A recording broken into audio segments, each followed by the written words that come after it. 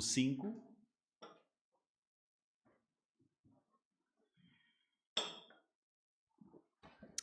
Muito bem, nós estamos a estudar 2 livros, o livro de Mateus, o Evangelho de Mateus, e também a primeira carta de Paulo aos Tessalonicenses. E hoje vamos prosseguir aqui o capítulo 5 da primeira carta de Paulo aos Tessalonicenses. E o tema da nossa mensagem hoje é, neste capítulo 5, a chegada súbita do dia do Senhor.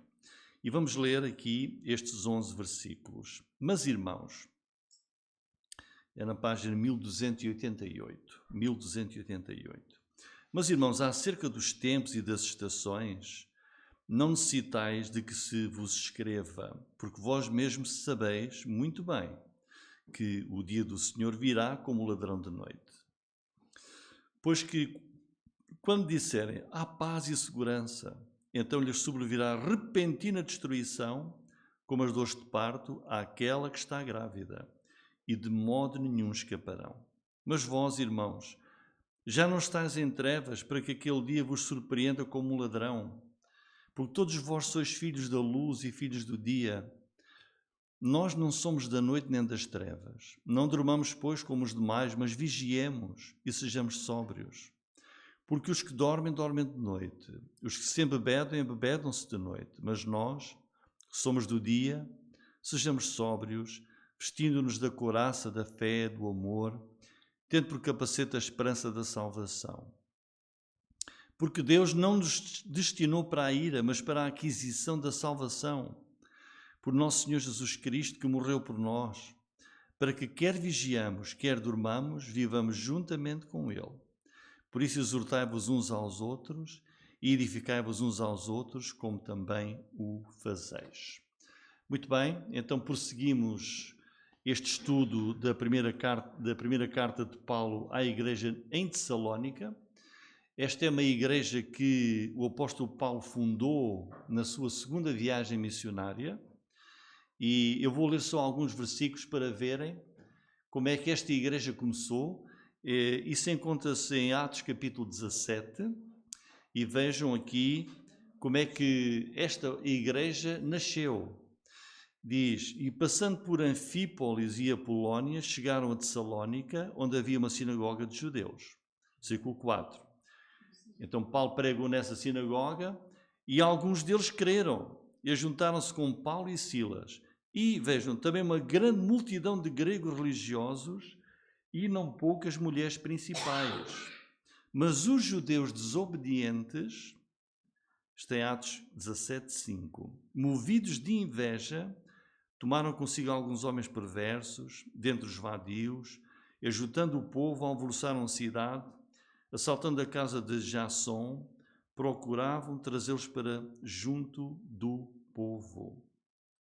Versículo 8.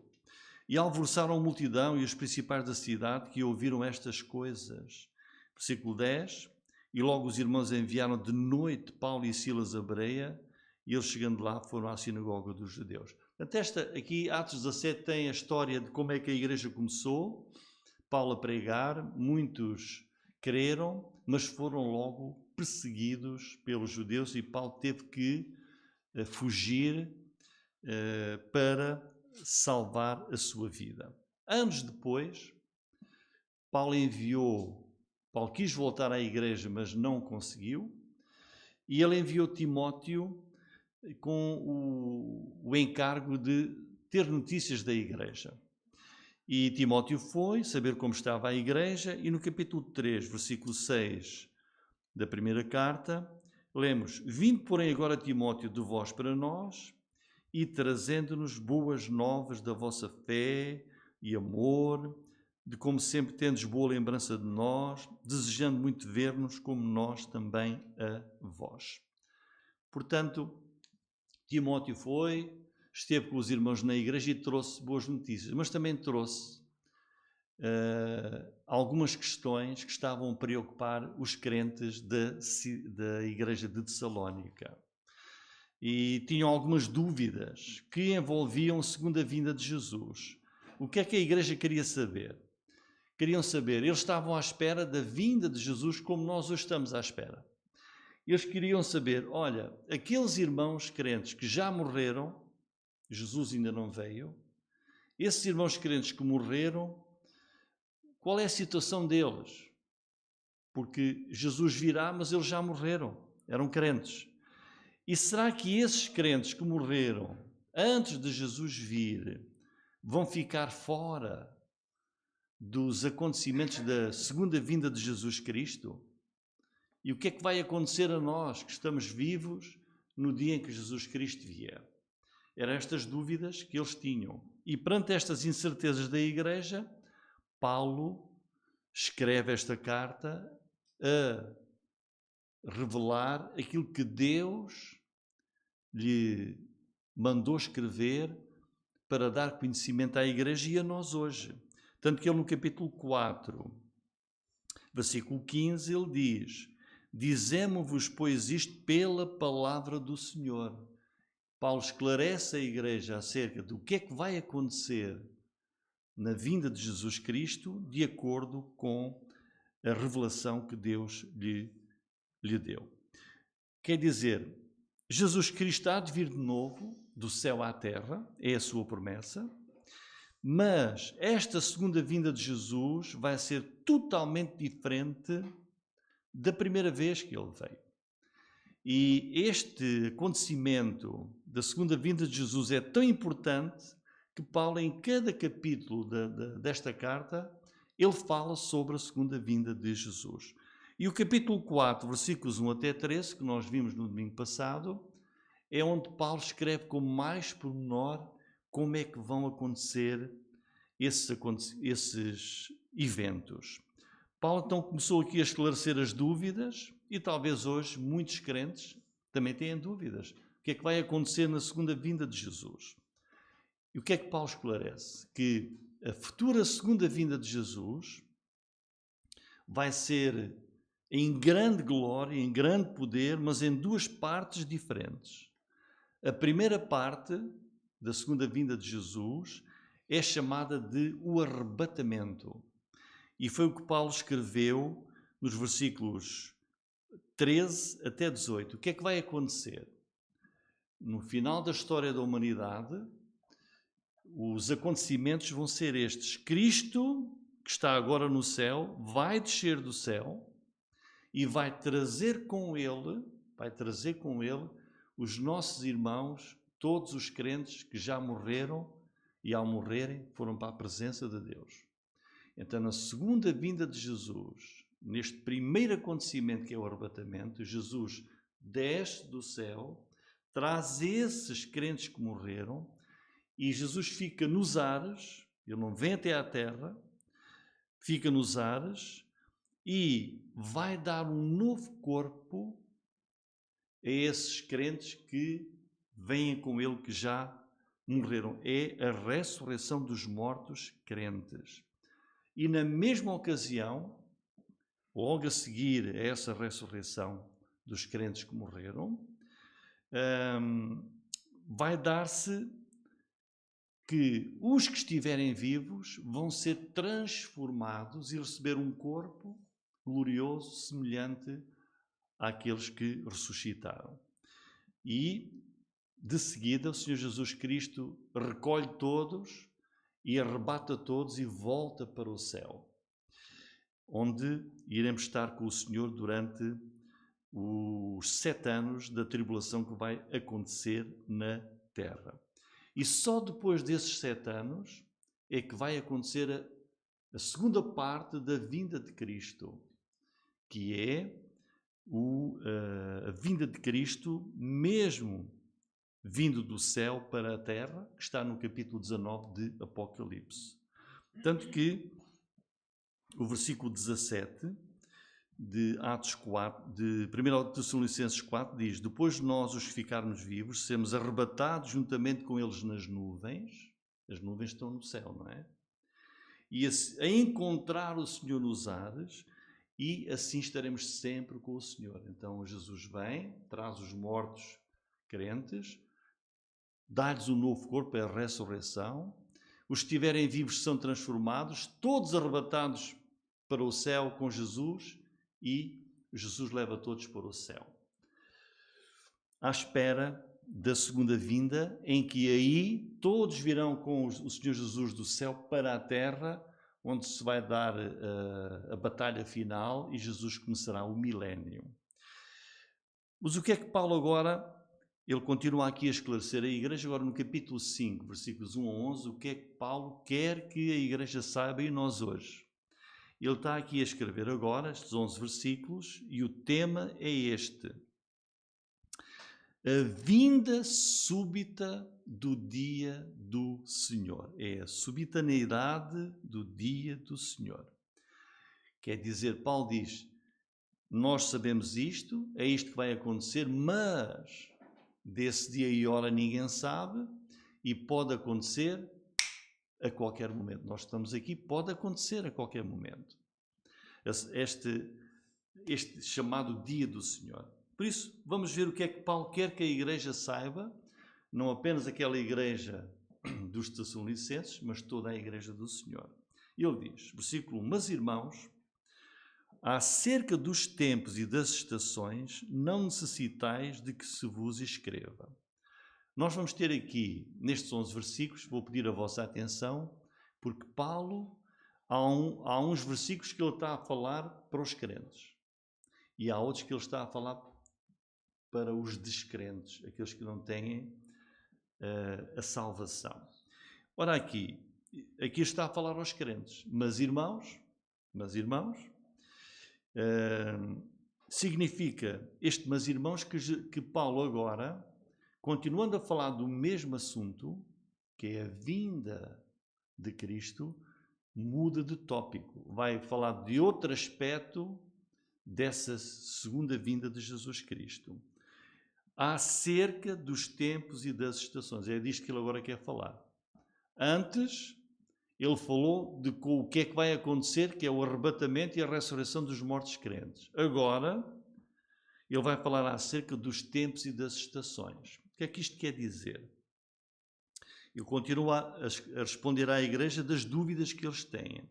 Tempos e estações quer dizer acerca da cronologia dos eventos que Deus vai trazer, acerca da forma como as coisas vão acontecer, acerca das coisas que Deus tem para fazer, que Ele vai levar a efeito no mundo, os planos de Deus. Quais são os planos de Deus? Que informações é que Deus nos deu acerca desse que é o dia do Senhor, a segunda vinda de Jesus Cristo, e que eles querem saber. Ora, o que é que Paulo aqui vai dizer? Vamos ver com muita atenção para nós não sermos enganados. É porque hoje ouvimos muitos a falarem sobre o fim do mundo, a vinda de Jesus Cristo, mas vamos ver pela palavra de Deus o que é que Deus quer. Vejam, Paulo não vai dar aqui muitas informações desse assunto.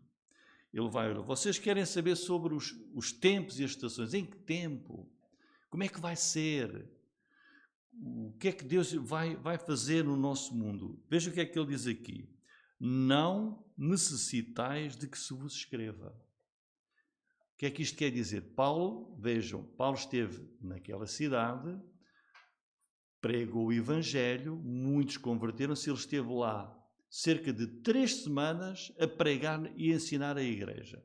E ele falou sobre a segunda vinda de Jesus. Ele deu muitas lições e muita informação. E agora está aqui a dizer, olha, vocês disseram a Timóteo que estão com dúvidas. Olha, aquilo que eu disse, que vocês já sabem e conhecem, não tenho muito mais a acrescentar. Diz aqui, não necessitam de que se vos escreva acerca das dúvidas que têm. Então, para onde é que Paulo quer que a igreja se concentre? Nós hoje. É o que está no versículo 2. Porque vós mesmos sabeis muito bem, e agora pergunto, irmãos, nós que somos crentes, E já ouvimos falar deste assunto há quantos anos? Muitos.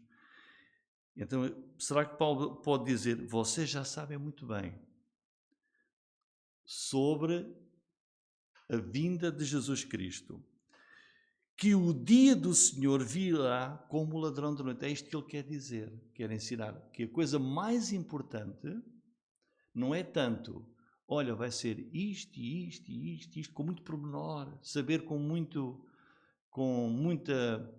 pormenor assim, exaustivamente, como se fosse passo a passo aquilo que Deus vai fazer no fim do mundo. E diz, olha, eu já vos ensinei, não há muito mais a dizer. Hoje em dia há muitíssimos crentes que desejam mesmo ardentemente informações, mas com muito detalhe, com muitos pormenores, como se fosse fazer ali um PowerPoint, passo a passo, como é que tudo vai acontecer, esses eventos futuros. Paulo diz aqui, não dá tanta informação. O que ele realça aqui, e a coisa mais importante para o cristão, é, primeiro, saber que Jesus Cristo virá outra vez e crer nesta verdade, nesta promessa de Jesus. Saber muito em pormenor, Paulo não dá esse entendimento. O que ele quer dizer é isto. O crente tem que crer nisto e estar, sobretudo, preparado. A coisa mais importante é que amanhã, quando nós acordarmos para de manhã, pensar, pode ser hoje, o dia da segunda vinda de Jesus.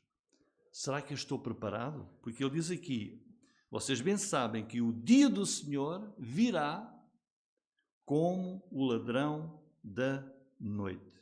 Então, o que é este o dia do Senhor? O dia do Senhor.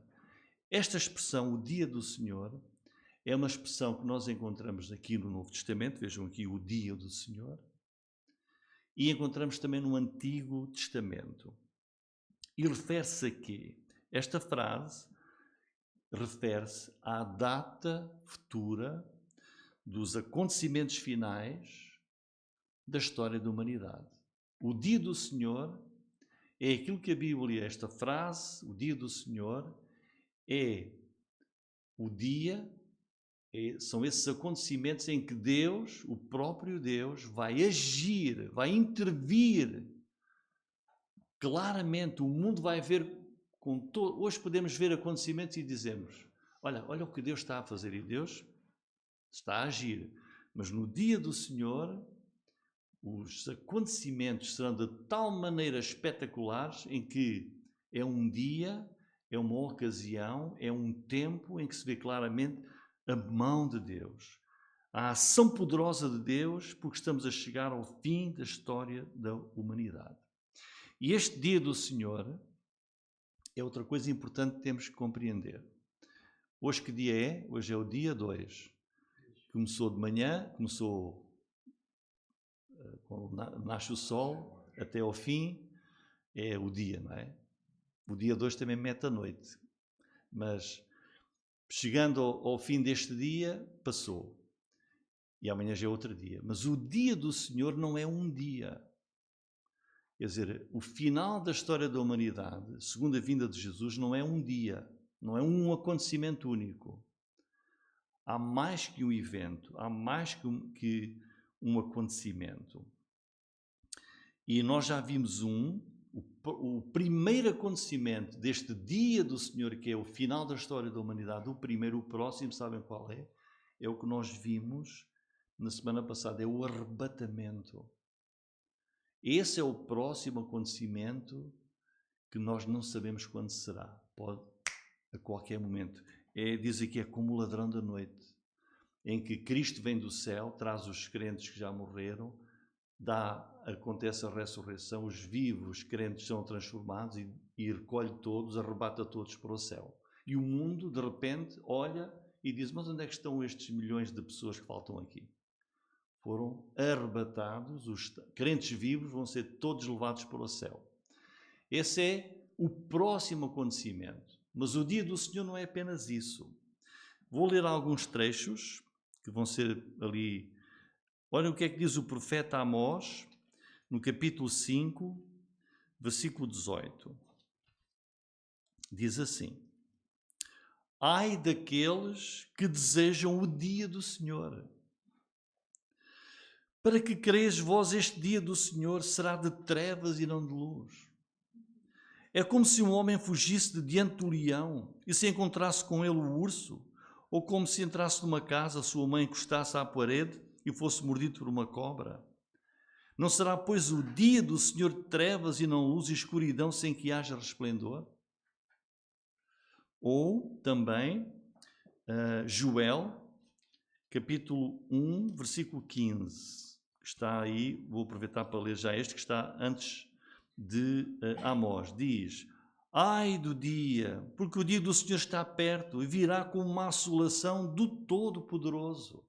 Portanto, o dia do Senhor vai ser uma ocasião, um cataclismo em todo o mundo. Olhem o que diz o profeta Isaías, está a falar do dia do Senhor.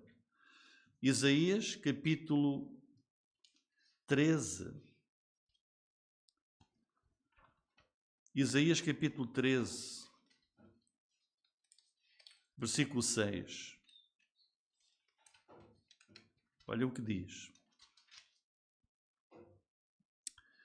clamai, pois o dia do Senhor está perto, vem do Todo-Poderoso como assolação. O dia do Senhor não é um dia agradável. Não é um dia agradável para o mundo. Portanto, todas as mãos se debilitarão e o coração de todos os homens se desanimará. E assombrar-se-ão e apoderar-se-á deles dores e ais e se angustiarão como uma mulher com dores de parto.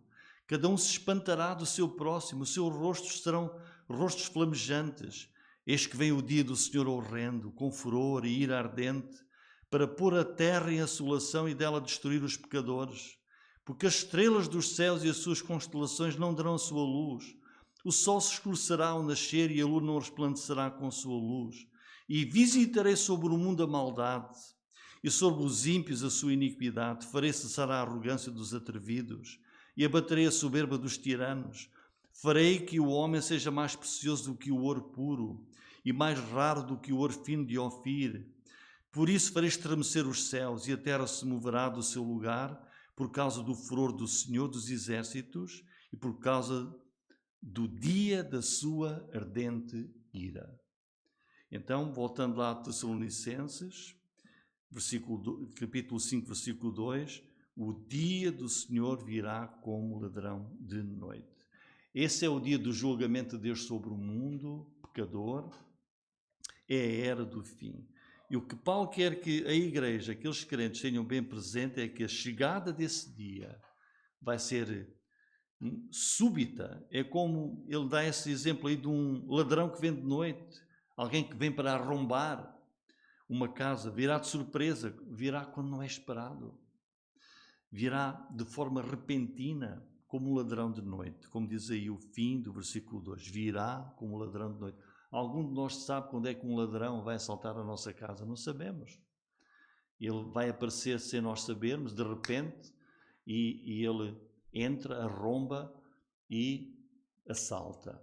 Assim será esse dia da vinda do Senhor Jesus Cristo, sem nós sabermos, sem nós esperarmos, sem nós sabermos quando é que vai acontecer. Versículo 3 diz: pois quando disserem a paz e segurança, tem de sobrevir a repentina destruição, como as dores de parto àquela que está grávida, e de modo nenhum escaparão.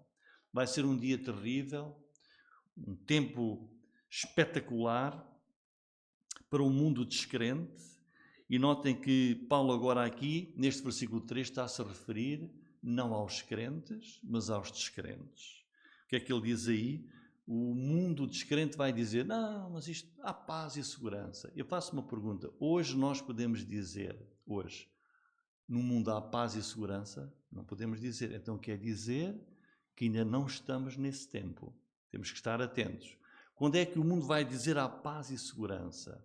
Iremos ver isso mais tarde, mas posso adiantar, será quando o anticristo vier e começar a ser ele o dominador mundial, ele vai trazer paz e segurança, mas vai ser uma ilusão fictícia. E o mundo vai, finalmente temos alguém que parou as guerras, trouxe a reconciliação no mundo, há paz e segurança. A vida vai continuar, tudo muito bem. Já estávamos a precisar deste tempo de paz e segurança. E esse é o pensamento do mundo pecaminoso e descrente.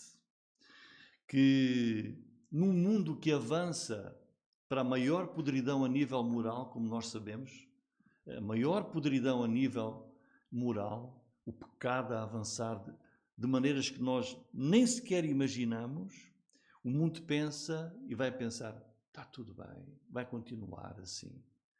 E é quando diz aqui a palavra de Deus, quando todos estiverem a pensar assim, podemos continuar a ter a nossa vida, fazer tudo o que nós queremos, não há, olha, o mundo já esteve muito mal, olha como agora estamos, está tudo bem. Esse é um sinal de que o dia do Senhor virá. Diz aqui, quando eles pensarem assim, então lhes sobrevirá repentina destruição, como as dores de parto àquela que está grávida. De modo nenhum escaparão. Deus virá para julgar o mundo e não vai haver qualquer possibilidade de escape. O que vai acontecer ao mundo é o juízo de Deus, a destruição, e esta palavra destruição, de modo nenhum escaparão, repentina destruição, é quando Deus vai iniciar o tempo da tribulação e da grande tribulação, os últimos 7 anos da história da humanidade, que levarão à segunda vinda de Jesus Cristo. E vejam aqui como bilhões vão ser arrebatados para o céu, os crentes, o mundo vai ficar sem os crentes, sem a igreja, e depois começa o tempo da grande tribulação no mundo. Então vejam o contraste. Isto é o que vai acontecer ao mundo descrente. Agora ele volta a falar dos crentes. Mas vós, irmãos, agora está a referir-se aos crentes, já não estáis em trevas para que aquele dia vos surpreenda como um ladrão. Mas o crente, isto é o que vai acontecer, diz, olha, mas os crentes não vão ser apanhados desprevenidos. Porquê? Como eu disse há pouco, amanhã nós vamos acordar para um novo dia. E o crente tem na sua mente, pode ser hoje, o dia da vinda de Jesus. Mas esse dia da vinda de Jesus é para o arrebatamento em que Deus nos vai tirar daqui. E irá, então, depois disso, começar a tribulação no mundo. Eu diz aqui, mas vós, irmãos, já não estáis em trevas. O que é que quer dizer não estar em trevas? O que é que para o cristão significa não estar em trevas? Quer dizer, o crente já não é uma pessoa ignorante destas coisas, destas verdades. Ou seja, quando acontecer, o crente pode dizer, à medida que as coisas vão acontecer no mundo, já agora nós podemos esclarecer as pessoas, dizer, olha, tudo está a apontar para o fim da história da humanidade. Jesus avisou, falou de muitos sinais que apontavam para esse tempo. Nós já não estamos ignorantes, desconhecedores, porque conhecer a Deus é luz. Então, quando o dia do Senhor vier, vai ser uma notícia terrível para os descrentes, mas para os crentes não. Porque nós já não estamos sem Deus, sem conhecimento da sua palavra. É isso que Paulo quer aqui assegurar, que os crentes têm de estar a cada dia prontos, preparados para a vinda de Cristo. Seja qual for o dia em que ele vier, o crente está preparado, já não está em trevas. Versículo 5. Porque todos vós sois filhos da luz e filhos do dia, nós não somos da noite nem das trevas. Este versículo, irmãos, é excepcional. Está a dizer, Paulo aos Tessalonicenses, está a dizer o quê? Que eles são filhos de quê? Da luz e filhos do dia. E a nós? Tu que estás aqui hoje, que és crente, pensa bem naquilo que tu és.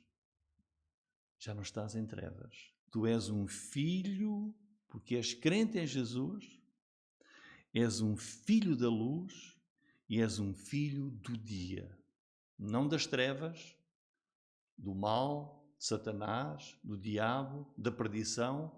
O crente é alguém que conheceu o Evangelho, conheceu a verdade da nossa existência. É um filho da luz, é um filho do dia. Nós vivemos na luz do Evangelho, nós pertencemos à luz, pertencemos à santidade, nós pertencemos à salvação de Deus, não estamos mais nas trevas, não é?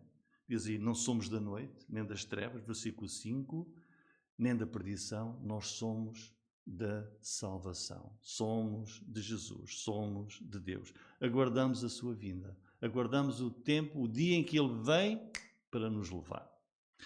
Os crentes, portanto, já sabem disto. E porque os crentes sabem desta verdade, o que é que Paulo está aqui a dizer? Sobretudo, o tema é sempre o mesmo. Crente, porque és filho da luz, porque és filho do dia, tens de estar preparado para não seres apanhado de surpresa. Sabem qual é a pior coisa que pode acontecer a um cristão? É saber tudo isto, mas a sua vida não é a vida de um crente. Anda dentro e fora. E é como se então Jesus dá esse exemplo, que ele vem e o crente é apanhado de surpresa. E em vez de estar na luz, está nas trevas. No sentido em que anda com o mundo, anda longe às vezes da casa do Senhor e tem às vezes um tipo de vida que é como se fosse a vida de um descrente. Por ser filho, como diz aqui, ser filho da luz, ser filho do dia, o que é que tem? Tem implicações na nossa vida. O crente é filho de Deus, nasceu de novo, é um filho da luz, um filho do dia, não está na noite nem nas trevas, mas quando o crente fraqueja e começa a ter um estilo de vida que parece mais das trevas, não está a preparar-se para a vinda de Jesus. O crente não perde a sua salvação, mas pode estar a ter um estilo de vida que não é um estilo de vida que mostra que é um filho do dia, que é um filho da luz. Portanto, irmãos, e o versículo 6, o que é o versículo seguinte, Paulo vai aqui trazer-nos até outro pensamento, que é: não durmamos, pois, como os demais, mas vigiemos e sejamos sóbrios. Não durmamos como os demais são quem? Os descrentes. Está a dizer, olha, tu crente, não tenhas um estilo de vida como se fosse um descrente. Vigia, ser sóbrio. Vigia, ser sóbrio. Então Paulo está aqui agora, ele passa de dizer, olha, a vinda de Cristo vai vir como o ladrão da noite, é como aquela mulher que está grávida e não sabe quando é que é o dia em que vai nascer o bebê, está pronto, e agora está aqui a dizer, olha, além de estares pronto, a tua vida tem que ser uma vida que prova, que mostra que estás à espera da vinda de Jesus. Portanto, será que é suficiente a gente, vejam, é suficiente ter muita informação sobre a vinda de Jesus? É importante. Olha, mas saber muito e depois ter um estilo de vida que diz que ele não está a mostrar que é um filho da luz, que valor é que isso tem? Não tem valor nenhum. Então, o crente tem de ser aquilo que é, crente. E não passar, como diz aqui o versículo 6, não durmas como os demais, mas vigia e sê sóbrio. Todos nós sabemos o que é ser sóbrio, é ter a mente clara, ter a mente desperta. É o retrato, estão a ver o exército, os militares, o que é que geralmente existe num quartel? Existem as sentinelas, não é? Os vigias, que estão a vigiar para que não sejam surpreendidos, apanhados de surpresa e sejam prejudicados. E assim é o crente. Vigia e sê sóbrio. Está sempre vigilante, sempre pronto, à espera da vinda de Jesus Cristo. Versículo 7, porque os que dormem, dormem de noite, e os que se embebedem, embebedam-se de noite. Paulo está agora aqui, vejam, sobre a segunda vinda de Jesus. Eles queriam mais informação. Os crentes querem saber muita coisa sobre a segunda vinda e o fim do mundo. E Paulo diz, o que é que Paulo aqui está a dizer? Vocês já sabem muito, já ouviram muitas mensagens, já leram muito sobre a segunda vinda de Jesus. Há duas coisas que são as mais importantes. Jesus virá repentinamente, está pronto, está preparado. Em segundo lugar, vive uma vida como aquela pessoa que está vigilante e à espera. Uma vida de crente que não se mistura com o estilo de vida do mundo. E diz, os que dormem, dormem de noite, os que se embebedem, embebedam-se de noite. Versículo 8, mas nós, está outra vez a falar para os crentes, nós que somos do dia, somos crentes, sejamos sóbrios, vestindo-nos da couraça da fé e do amor e tendo por capacete a esperança da salvação. Agora ele vai aqui falar das virtudes, das qualidades que devem então dominar, devem reinar nas vidas, nos corações do crente que é filho da luz e está à espera da segunda vinda de Jesus Cristo. Ser sóbrio, já vimos o que é que isso quer dizer, ter a mente clara. O contrário de ser sóbrio é estar com vícios na sua vida, estar, por exemplo, bêbado, não está sóbrio. Tem a mente toldada, nem pensa claramente, nem está desperto para as coisas. O crente não está assim. Está com a mente clara, está preparado para a segunda vinda de Jesus. Mas depois está aqui a dizer que além dessa vigilância, temos de nos vestir da couraça da fé e do amor e ter o capacete da esperança da salvação. Que retrato é este? O que é uma couraça? Naquele tempo, uma couraça era uma armadura que o militar punha, vestia com um capacete, para que na batalha, se fosse atingido, o seu corpo não fosse traspassado pelas setas, pelos ataques do inimigo. Ora, e aqui o crente que está à espera da segunda vinda de Jesus, que está desperto, que está vigilante, ele também se tem que preparar para esta batalha da nossa vida como crentes no nosso mundo. Mas aqui, a batalha que nós temos não é com a utilização de armas, mas é uma batalha espiritual. Temos que nos vestir com a proteção daquilo que é o testemunho do crente, que é a fé, o amor e a esperança da salvação. Esperança da salvação. Que salvação é esta? O crente sabe que está salvo para a vida eterna. Mas, estando aqui a falar da segunda vinda de Jesus, do dia do Senhor, que é aquele dia terrível que nós tivemos a ver nas leituras do profeta Isaías e Amós e Joel, em que Deus vai descarregar a sua ira no mundo e diz, olha, diz aqui, veste-te com essas armas protetoras da fé, do amor e da esperança da salvação. Esta salvação está aí descrita nos versículos 9 e 10. Porque Deus não nos destinou para a ira, mas para a aquisição da salvação por nosso Senhor Jesus Cristo, que morreu por nós, para que quer vigiamos, quer dormamos, vivamos juntamente com Ele. Deus mandou o seu Filho Jesus Cristo para ser o nosso Salvador. E o que é que Deus fez? Deus lançou sobre a cruz de Jesus, sobre Jesus na cruz, a ira que ele tem sobre o pecado. E Jesus levou no seu próprio corpo, na sua própria morte na cruz, a ira de Deus, o castigo de Deus sobre o pecado. E, portanto, os crentes em Jesus estão salvos dessa ira. acontece então que Deus, quando for lançar a sua ira sobre o mundo descrente, nós já não vamos estar cá para levarmos com essa ira de Deus. Diz aqui, versículo 9, Deus não nos destinou para a ira, mas para a aquisição da salvação. Versículo 10, fala da morte de Jesus por nós, para nós vivermos juntamente com Ele. Significa que o que é que Deus vai fazer para nós podermos ter esta salvação, que é a proteção da sua ira?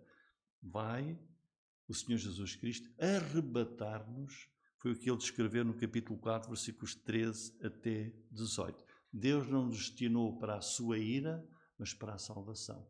Deus vai tirar os crentes do mundo antes de começar a lançar a sua ira sobre o mundo descrente. Os que não forem arrebatados por não serem crentes, os que não forem levados por Jesus quando Ele vier, vão ficar na terra e vão passar pelo tempo da grande tribulação, que vai durar 7 anos. E realmente esta revelação de Paulo aqui é fantástica. Fim do versículo 8, a esperança da salvação é aquela que nós temos, que é, Deus não vai permitir que o seu povo, os crentes, conheçam a ira de Deus sobre o mundo, este mundo pecador que vai conhecer, como ele disse no versículo 3, repentina destruição e de modo nenhum escaparão. É por isso que, para isso não acontecer, Jesus vai descer dos céus com os crentes mortos, vai ressuscitá-los, vai transformar os crentes vivos e vai arrebatar todos para o céu. E a seguir vai começar o tempo da grande tribulação no mundo. Versículo 11 e final diz: por isso, irmãos, exortai-vos uns aos outros e edificai-vos uns aos outros, como também o fazeis. O Paulo esteve aqui a responder às dúvidas que a igreja tinha. O que é que vai acontecer? O que é que acontece aos crentes que já morreram antes de Jesus vir? E quando ele vier, os crentes estiverem vivos, o que é que vai acontecer? Então Paulo respondeu. E depois de concluir, ele diz, por isso, sabendo estas coisas, o que é que ele pede à igreja? Com este grande incentivo sobre como deve a igreja praticar até ao dia do Senhor. Exortai-vos, os crentes devem animar-se uns aos outros. Vejam as palavras aí, exortai-vos, quer dizer, animem-se, encorajem-se uns aos outros, edificai-vos uns aos outros, como também o fazeis. A igreja precisa disto. Nós que somos crentes, que somos diferentes do mundo, que não vamos com o mundo no seu estilo de vida, precisamos, sobretudo quando somos poucos, de nos animarmos uns aos outros, de nos confortarmos, de nos animarmos e edificarmos uns aos outros, pensando nisto que Deus tem preparado. Os tempos e as estações, os eventos de Deus para a sua segunda vinda são estes aqui, que devem encher o nosso coração e estarmos unidos nesta esperança. Em conclusão, irmãos, em breve, ao mundo que nós olhamos e vemos à nossa volta, esperam acontecimentos especiais nunca vistos na história. Há uma ira final, a ira de Deus sobre o mundo, para castigar o pecado do mundo. Há uma ira que vai ser descarregada sobre o mundo. E as pessoas precisam de ser salvas dessa ira. Esse é o dia do Senhor. Os descrentes não creem, não estão preparados, vão ficar do lado de fora da salvação de Deus. Os crentes já o sabem, como diz aqui o apóstolo Paulo. E porque nós já sabemos, devemos viver vigilantes, com vidas santas, à espera de Cristo, devemos viver como filhos da luz, filhos do dia. Porque enquanto o mundo desespera, os crentes, os arrependidos, os convertidos que amam e creem em Jesus, têm consolo, já hoje e também eternamente. E quem ainda não fez, não tomou esta decisão de crer e aceitar o Senhor Jesus Cristo, não deixe passar mais tempo. Esta é a verdade que aguarda o nosso mundo. E vai acontecer como o ladrão da noite. A pessoa às vezes pensa, eu vou esperar mais um tempo, ainda me vou divertir. Quando eu começar a ver assim que as coisas se calhar estão para vir, então eu vou à igreja. É a maior ilusão. Porque num instante, como o ladrão da noite, Jesus vem. E quem não estiver crente, for um crente no dia da vinda de Jesus, que é no dia do arrebatamento, vai ficar cá e conhecer os 7 anos da grande tribulação que Deus vai lançar sobre o mundo. Crê hoje, decide-te hoje por Jesus, porque nenhum crente vai ser deixado para trás. Como diz o livro do Apocalipse, capítulo 1, versículo 3, bem-aventurado aquele que lê e os que ouvem as palavras desta profecia e guardam as coisas que nelas estão escritas, porque o tempo está próximo. Irmãos, consolemo-nos, edifiquemo-nos uns aos outros com esta verdade que Paulo nos revela da parte de Deus aqui na palavra do Senhor. Amém.